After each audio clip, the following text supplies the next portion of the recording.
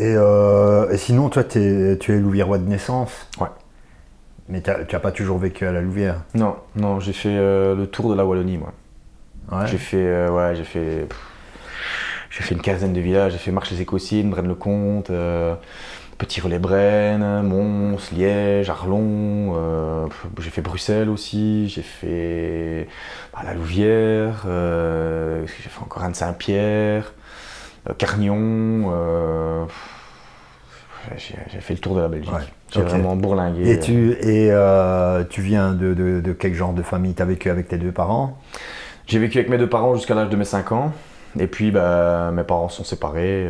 Bon, la vie a fait que on peut pas toujours rester ensemble. Mais voilà, moi en fait j'ai vécu avec ma mère au début, puis j'ai été chez mon père, puis je suis revenu chez ma mère, puis voilà, j'ai fait un peu de ping-pong quand j'étais petit.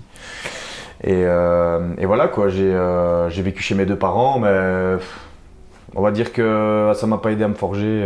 Mon adolescence, j'ai beaucoup souffert de plein de choses, dont la séparation de mes parents, parce que bah, moi je pensais que c'était de ma faute. Quand on est adolescent, on se dit ouais, c'est de notre faute, c'est de notre faute. Et je pense que j'ai pris pour moi et j'ai cru que c'était à cause de moi et de mon petit frère que mes parents se séparaient, mais en fait que ça n'avait rien à voir. J'ai compris bien après que ma mère et mon père ne pouvaient plus être ensemble, c'était impensable, inconcevable.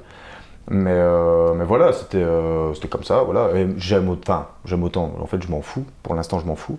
Mais que mes parents ne soient plus ensemble, moi ça me pose plus de problème. C'est pas un problème en soi, mais voilà quoi, Ok. c'est les choses de la vie qui font que. Mais en fait, je demande ça parce que quand tu t'es retrouvé, donc après l'armée, tu t'es retrouvé à la rue. Mhm. Pourquoi est-ce que tu retournes pas chez tes parents à ce moment-là? Bah parce que on va dire que j'ai toujours eu une relation très très conflictuelle avec mes parents. J'ai toujours été au conflit, j'ai toujours été rebelle. J'ai jamais écouté ce qu'on me disait. Moi, ma mère, elle me disait fais ci, fais ça. Cause toujours, tu m'intéresses. Mon père, pareil. Bon, mon père, il a jamais été autoritaire avec moi. Il a toujours travaillé. Ça a toujours été un très très bon travailleur, un très bon bosseur. Mais ça a été un père absent. Donc, je l'ai jamais vraiment. Il m'a jamais vraiment éduqué en fait, mon père. C'est ma mère qui m'a éduqué, qui a essayé de m'éduquer du mieux qu'elle pouvait. Après voilà, moi j'ai plus été éduqué avec mes potes et avec toutes mes connaissances, avec ce que je sortais souvent. Moi depuis mes 11 ans, je suis sur les chemins donc voilà, je me suis éduqué moi-même. Moi c'est la rue qui m'a éduqué. Voilà, j'ai une certaine éducation de par ma mère, de par ma famille, mais pour moi, ma famille c'est la rue quoi. C'est la rue, c'est les potes. C'est les connaissances, les potes de beuverie, voilà, pour moi c'est ça. Pour moi c'est ça. En fait, on dit, il y a tout le monde qui dit, ouais, on choisit pas sa famille. Si, on l'a choisi. On l'a choisi là où on veut bien la choisir. On choisit ses potes, on choisit. C'est ça, pour moi c'est ça une famille. Une famille c'est quelqu'un avec qui tu es soudé, avec qui tu as des affinités, avec qui tu partages des trucs. Moi je partage rien avec ma famille quoi. Ok. Ma propre famille de sang, j'ai aucun point commun avec. Si, ouais, j'ai un point commun avec ma mère, c'est qu'on a un seul caractère, voilà. C'est le seul truc que je partage avec ma mère. T'as Mais des frères et sœurs? j'ai des frères et sœurs, ouais, j'ai 3 sœurs et 2 frères. Et Enfin, avec, famille recomposée, mais sinon j'ai un seul frère. et avec eux non plus. Non, non, plus de nouvelles. J'ai essayé de reprendre contact avec une de mes sœurs et on va dire que j'étais emballé au début parce que je me dis bah, ça fait longtemps que je l'ai pas vue et puis ma sœur en fait c'est moi qui l'ai élevée. Mes parents étaient au travail tout le temps donc enfin mes parents, mon père et ma belle-mère à l'époque étaient au travail tout le temps donc qui c'est qui élevait la petite, c'était moi. C'était moi le plus grand donc c'est moi qui devais veiller sur elle, c'est moi qui jouais avec elle, c'est moi qui était là pour elle quoi. C'est moi qui la nourrissais au biberon, c'est moi qui la tenais, c'est moi qui lui faisais faire son rot, voilà tout ça. Et puis voilà, les années ont fait qu'on s'est séparés parce qu'elle elle a vécu avec sa mère qui n'est pas ma mère et moi j'ai vécu avec mon père qui est son père aussi mais on se voyait pas très très souvent. Et puis j'ai essayé de reprendre contact il y a pas longtemps avec elle et comme on s'est séparés voilà, il y a quelques années qu'on a eu 2-3 petits différends parce que voilà, elle a eu des complications pendant sa grossesse et j'étais pas là à ce moment-là pour elle parce que moi j'avais un problème aussi. J'ai eu mes soucis justement de sans-abrisme à ce moment-là.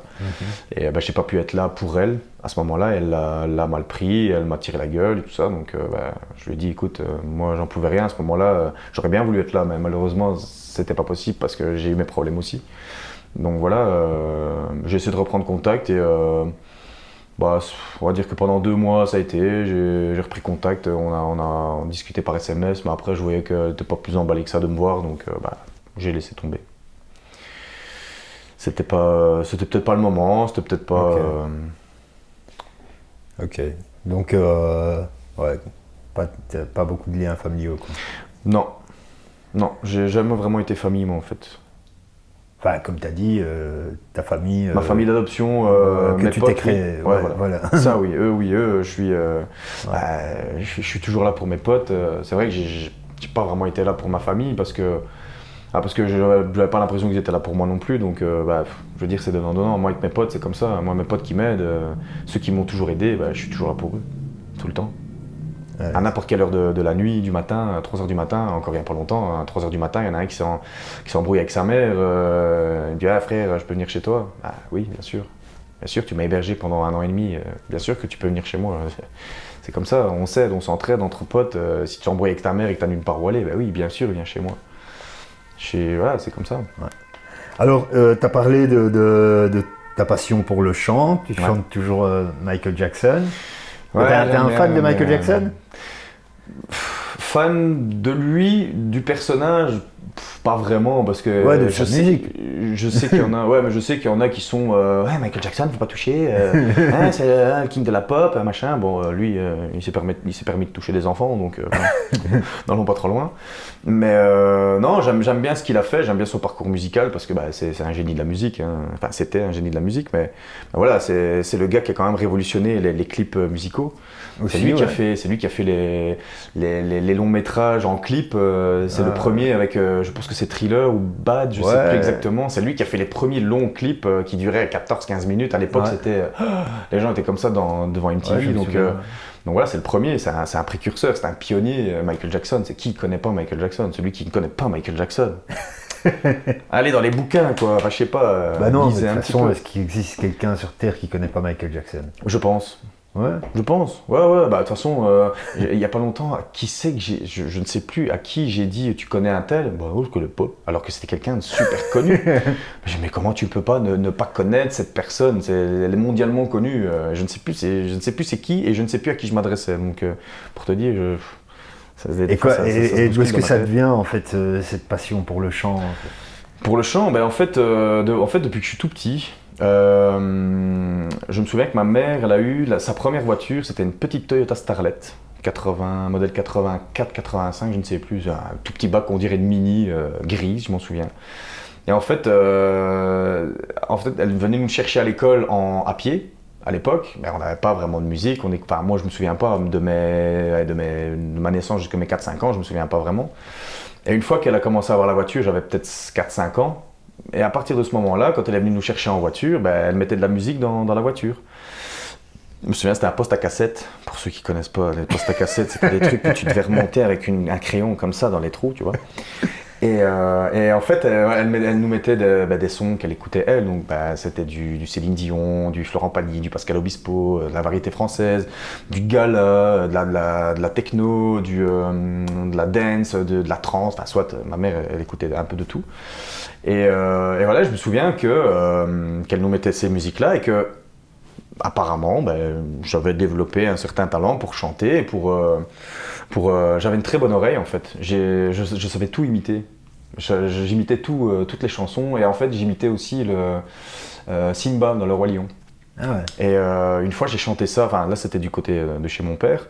Une fois j'ai chanté la chanson Je voudrais déjà être un roi. Et je chantais dans le salon, donc j'étais dans le salon et en fait mon père croyait que c'était que c'était le film qui passait, mais en fait non, c'était moi qui chantais. Allez. Mon père est venu et fait « C'est toi qui chantais ?»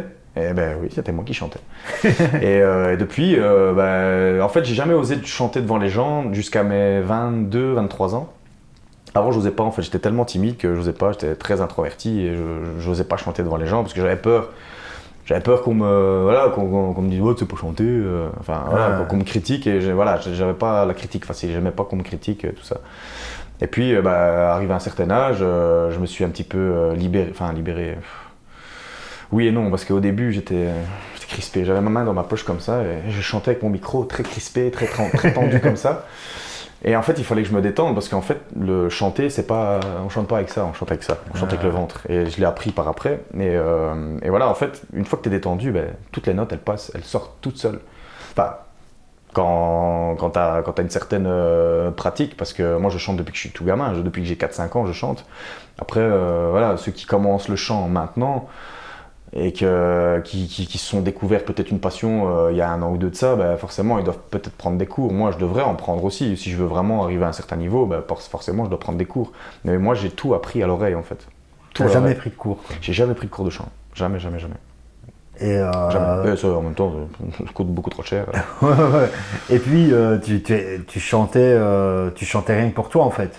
À l'époque, ouais, je chantais pour moi, je chantais de temps en temps, quand on est gamin, on chante dans la cour de récré, on chante des chansons de tout, hein, des chansons paillardes, des chansons qu'on connaît, qu'on entend à la radio, on chantait un petit peu tout, quoi. Puis j'ai découvert le rap aussi quand j'avais 15 ans. J'ai découvert le rap et j'adore rapper, j'adore ça. J'adore les textes, il y a certains textes, en fait quand ça va vite, quand les textes vont vite, moi j'aime bien savoir enchaîner les mots et quand les gens disent oh putain, tu rappes bien, hein, c'est parce que c'est du par cœur aussi, je sais que c'est du par cœur. Moi ça fait des années que j'écoute ces textes, donc voilà, je peux enchaîner parce que j'écoute et forcément à force d'écouter, tu retiens les paroles parce que j'ai une bonne mémoire aussi. Mais ouais, j'aime bien le rap, j'aime bien la variété, j'aime de tout en fait. Moi j'aime la musique. J'aime la musique de tout mon être parce que on dit toujours que la musique adoucit les mœurs et c'est vrai. Moi une fois que j'écoute de la musique, je suis joyeux, je suis bien moi. Moi le matin, je me lève, il faut que j'ai un peu de musique.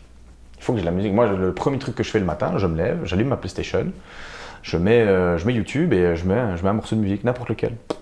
Je m'en fous, mais je mets de la musique.